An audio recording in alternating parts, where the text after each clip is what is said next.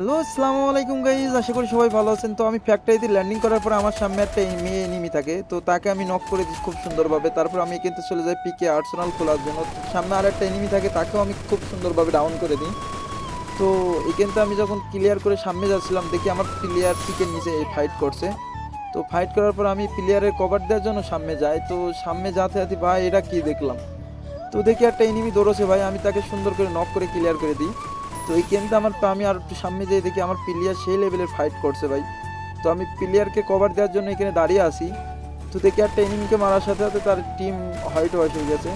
তো সামনে আরেকটা প্লেয়ারকে আমি নক করে দিই খুব সুন্দরভাবে।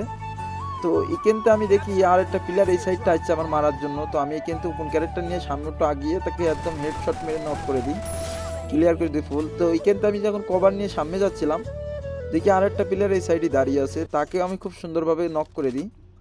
তো দেখতেই পাচ্ছেন ভাই। তো আশা করি গেম যাদের যাদের ভালো লাগবে সবাই অবশ্যই শেয়ার লাইক সাবস্ক্রাইব করে দেবেন। আর নেক্সট এসছে ভালো ভালো ভিডিও পাওয়া